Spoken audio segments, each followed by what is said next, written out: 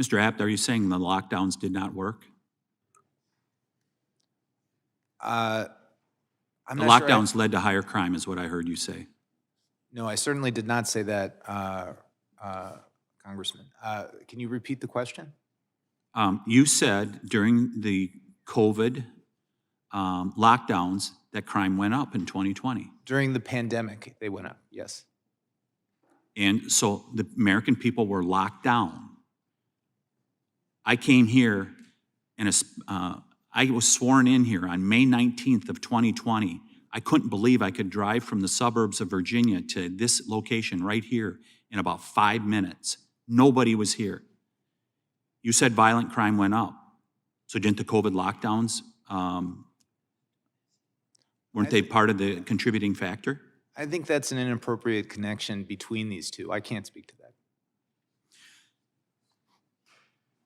Deputy Mayor, DC Council Chairman Phil Mendelson said there is not a crime crisis in Washington, DC. Do you agree with him?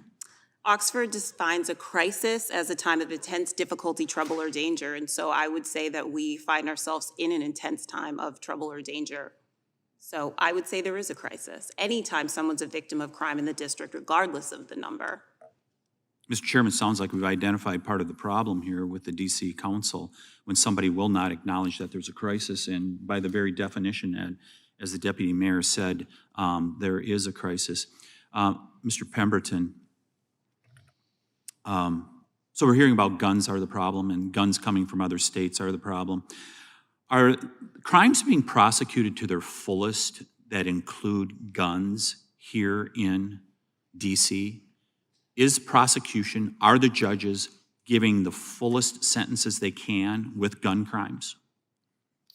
No, absolutely not. So some of the rhetoric that we hear around crime in the district is that it comes from illegal guns and that we have to focus on illegal guns, and that if we find a way to get illegal guns out of the hands of criminals, crime will come down.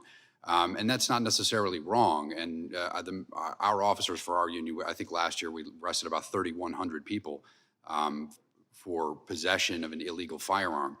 The problem is that even when we're able to get those cases papered and prosecuted and then a conviction, the average sentence that judges are handing out right now for that penalty is 6 months supervised release, which is 0 jail time.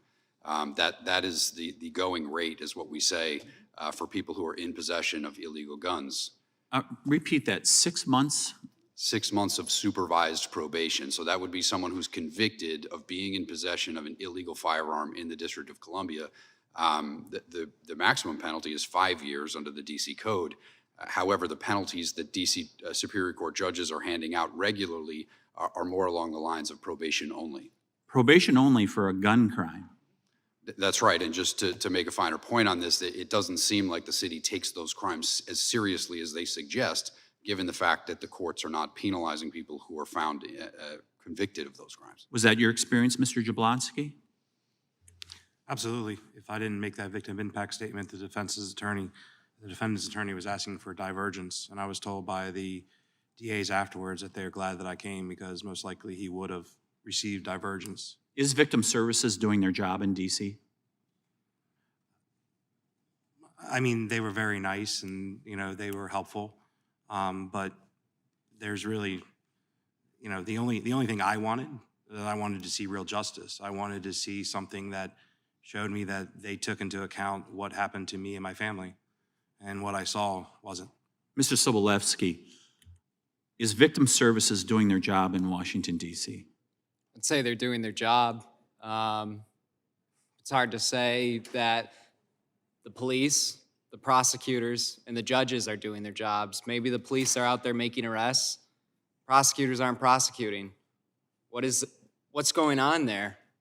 Judges, they're letting criminals out on the street. My guy was given 1 year in jail. What did he do within weeks upon release? My father-in-law was murdered by a guy with a rap sheet to 1971. Why are they on the streets? Have you lost, Mr. Pemberton, have you lost officers to other jurisdictions around this region?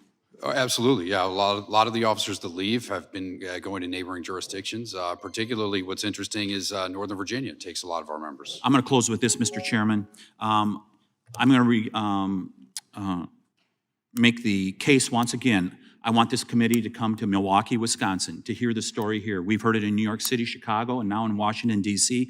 I urge this committee and the chairman to schedule a hearing in Milwaukee, Wisconsin, where the district attorney said, will I divert some who will go on to kill someone? Absolutely. That's the problem here in the United States of America, is a soft on crime attitude.